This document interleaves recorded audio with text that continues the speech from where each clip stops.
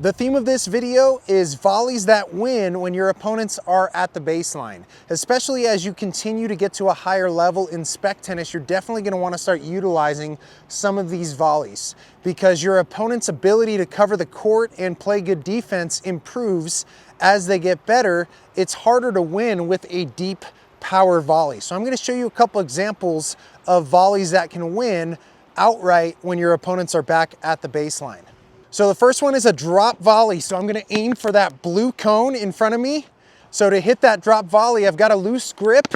I'm cutting it a little bit with that front edge first, really taking the speed off of the ball. And if my opponent's at the baseline, it's gonna be very difficult for them to even get to this ball before it bounces twice. So this is the drop volley. Could do the same thing on the backhand side, just giving it a little bit of a cut with that open face. One way that I like to practice this is holding the paddle with two fingers, just my thumb and my first finger. One way that I like to practice this is actually gripping the paddle with just my thumb and first finger so that I have a loose grip. I'm getting used to absorbing the pace of that incoming shot and just deadening that ball. The second type of volley that's gonna win a lot is a short angle volley. So it's similar in that I'm not hitting the ball hard, and especially if my opponent hits the ball to the outsides of the court, that's creating a nice angle for me to then try to go for one of these red cones. So on my forehand side, that ball comes in wide, and I'm hitting a short angle volley, making them run a really great distance to even be able to get there on one bounce.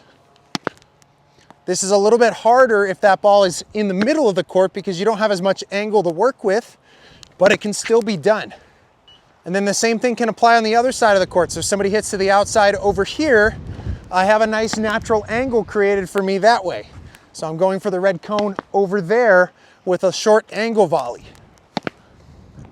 Now the way that I do this is I just set the angle that I want in advance. In other words, I'm not doing a backswing because then I have to swing to get it to go over there and it's gonna have way too much power on it.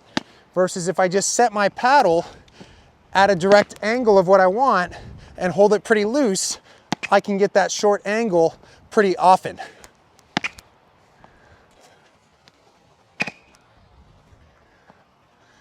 So as our opponents get better and improve their defensive skills, volleys like that aren't gonna win as often as they used to compared to volleys like this or even that drop volley that I showed you in the first example.